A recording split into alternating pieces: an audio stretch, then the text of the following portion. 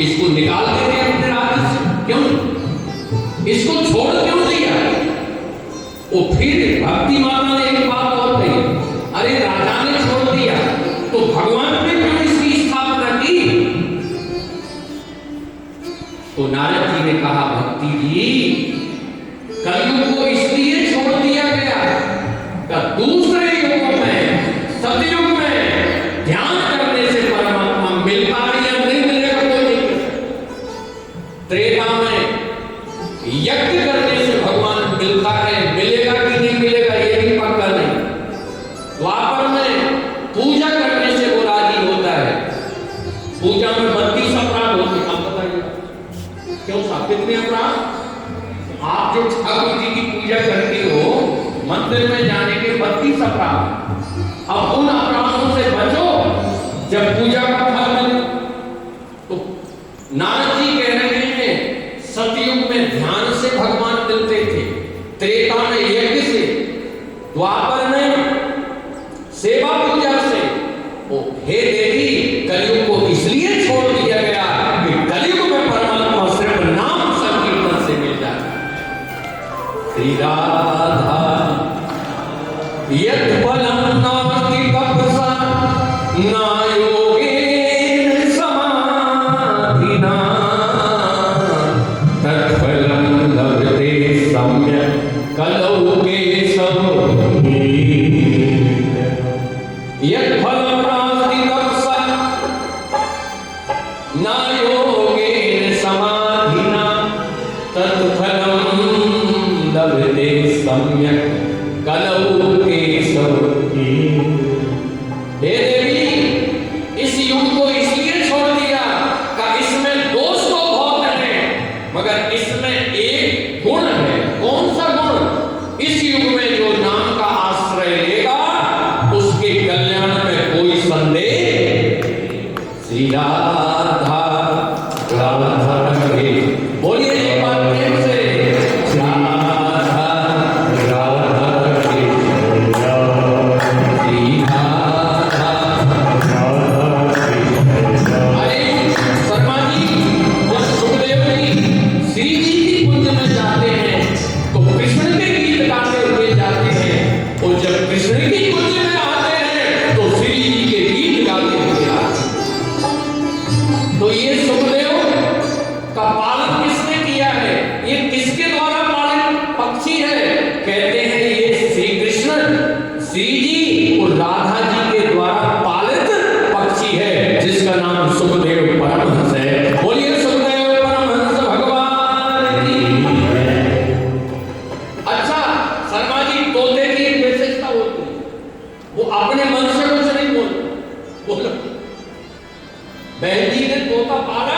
उसको पढ़ा दिया कि राम राम बोल, तो वो सुबह से शाम तक।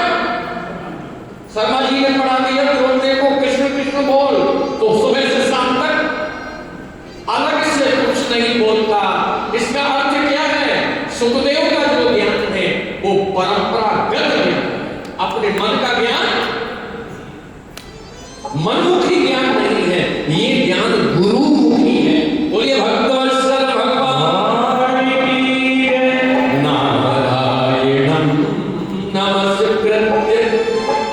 नरं चैव नरोत्तमं।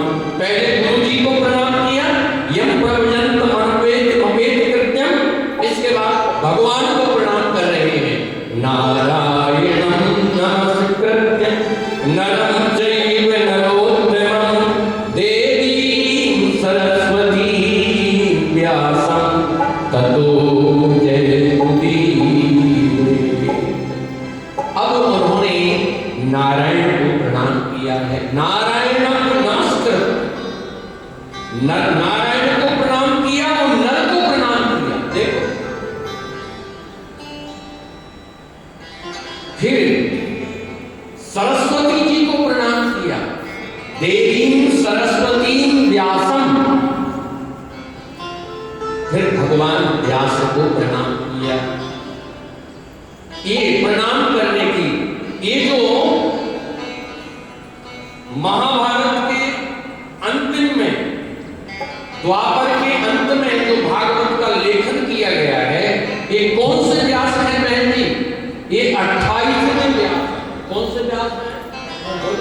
इनके पूर्व 27 व्यास हो चुके। इसका अर्थ क्या है? व्यास कोई व्यक्ति का नाम नहीं है, व्यास तो एक पद है। व्यास पदवाचक शब्द है, किसी व्यक्ति का नाम। जैसे इस व्यक्ति पर जो ब्राह्मण बैठेगा उसको यजमान क्या कहेंगे? व्यास कहेंगे। कहेंगे व्यास की नहीं। चाहे मैं बैठूं, चाहे कल आप बैठे, परसों कोई और ब्राह्मण देवता बैठे, कोई और संत बैठे, मगर इस गद्दी पर बैठने वाले को हम व्यास कहते हैं। ऐसे ही जो वेद को विस्तार देगा उसको व्यास कहा जाएगा। बोलिए व्यास भगवान की। व्यास संज्ञा है, इनका नाम है कृष्ण द्वीपायन। क्या नाम है? द्वीप में इनका जन्म हुआ है, इसलिए कृष्ण द्वीपायन इनका नाम है। तो व्यास इनका पद है। व्यासाय विष्णु रूपाय, क्या कहते हैं? व्यासाय विष्णु रूपाय। व्यास जो है वो भगवान श्रीमन नारायण का ही रूप है। देखो, एक बात बड़ी विनम्रता से कहूं, व्यास में और यजमान में, प्रवक्ता में और श्रोता में एक सामंजस्य होना चाहिए। क्या होना चाहिए? तभी कथा कहने में और सुनने में आनंद आता है। क्यों? मैं सोचूं कि मैं आदरणीय हूं, नहीं, जितना आदरणीय व्यास होता है उतना ही आदरणीय कथा का श्रोता भी होता है। इसलिए यजमान की भूमिका व्यास से कम नहीं। हमारे वैष्णव आचार्य कहते हैं यजमान का व्यास को हमेशा धन्यवाद करना चाहिए। क्यों? यजमान के संकल्प हृदय में आया, इसलिए आपको कथा कहने का अवसर मिला है। बोलिए भक्तवत्सल भगवान की। तो व्यास अपने यजमान के प्रति कृतज्ञता से भरा रहे और यजमान व्यास के प्रति कृतज्ञता से भरा रहे। ये ट्यूनिंग होती है। क्या होती है भाई? ये ट्यूनिंग होती है। आपस में एक तालमेल होता है। श्रोता वक्ता ज्ञान निधि, कथा राम के गुण, की समझो में जीव जड़, कलिमल कृष्ण की समझो में जीव जड़, कलिमल नारायणं नमस्कृत्य नरं चैव नरोत्तमं, देवीं सरस्वतीं व्यासं ततो जयमुदीरयेत्। तो गुरु को वंदन किया, फिर उन्होंने उन्हें मंगलाचरण में नारायण की वंदना की। इसमें कितने स्वरूपों में? नारायण नर स्वरूप में नरोत्तम, देवी सरस्वती की वंदना की गई और फिर भगवान व्यास की वंदना की गई। क्यों? अब व्यास ही कथा कह रहे हो, व्यास ही व्यास का वंदन कर रहे हैं, इसका अर्थ क्या हुआ? व्यास एक पद है। क्यों जी? जैसे प्रधानमंत्री का पद है, मुख्यमंत्री का पद है, राष्ट्रपति का पद है, ऐसे व्यास भी एक पद है। अब ध्यान से सुनना, आने वाले द्वापर में जो 29वें व्यास पद पर प्रतिष्ठित होंगे वो कौन होंगे? बोलो। आने वाले द्वापर में 29वें व्यास पद पर जो प्रतिष्ठित होंगे वो द्रोणाचार्य के पुत्र अश्वत्थामा प्रतिष्ठित होंगे। बोलिए भक्तवत्सल भगवान की। ये क्रम आगे से आगे चलता रहे। अब बताइए, इस पद की प्राप्ति के लिए अश्वत्थामा को कितनी यात्रा करनी पड़ेगी? शर्मा जी बोलो, कब वो इस पद पर पहुंचेगा? पहले 4,32,000 वर्ष की आयु तो इस युग की, बोलो। फिर इसके बाद सतयुग आएगा, 12,00,000 वर्ष की आयु का। फिर आएगा त्रेता, 8,00,000 वर्ष की आयु का। फिर आएगा द्वापर, 6,00,000 वर्ष की आयु का। और फिर द्वापर के अंत में अश्वत्थामा व्यास बनेंगे। अब कितनी लंबी यात्रा करेगा अश्वत्थामा, बोलिए कितना इंतजार करेगा? या बुरा मत मानना, भगवत पद पर प्रतिष्ठित होने के लिए प्रतीक्षा करनी पड़ती है, तब जीव भगवत पद पर प्रतिष्ठित होता है। बोलिए भक्तवत्सल भगवान। थोड़ी पहुंच जाते, क्यों? वहां तक पहुंचने की लंबी यात्रा। नारायणं नमस्कृत्य नरं चैव नरोत्तमं देवीं सरस्वतीं व्यासं ततो जयमुदीरये।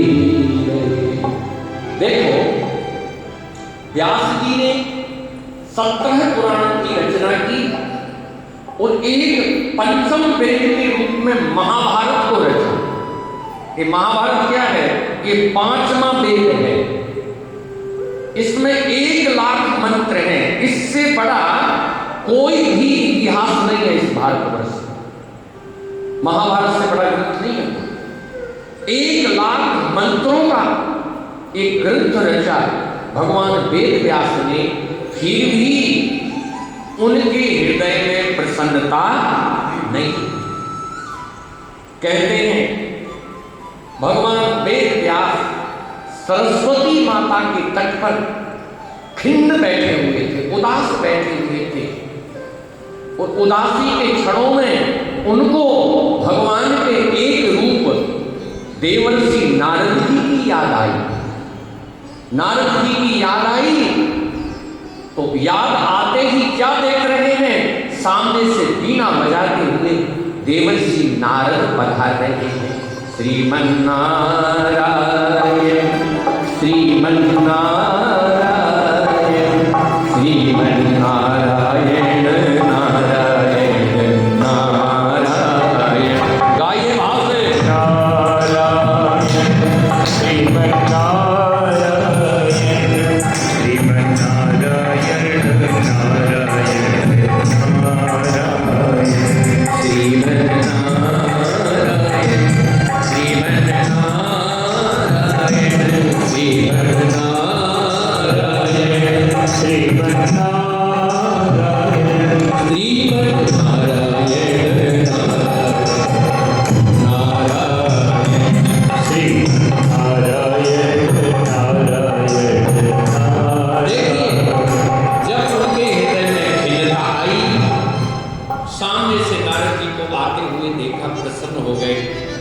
नारद जी ने पूछा, अरे पाराशरी, पाराशरी मतलब इनके पिता को स्मरण किया, व्यास जी को नहीं। आप पाराशर के पुत्र इतने उदास क्यों हैं? हे पाराशरी, आप अपनी उदासी का कारण बताइए। वेद व्यास भगवान ने कहा, हे नारद जी, मेरे मन में प्रसन्नता नहीं है। मैंने महाभारत जैसा ग्रंथ का निरूपण किया, फिर भी मन में प्रसन्नता नहीं हुई। 17 पुराण लिखे। तो नारद जी ने कहा, हे व्यास जी, आपने पुराण लिखे, महाभारत लिखे, मगर आपने समर्पित भाव से गोविंद की महिमा की चर्चा नहीं की। आप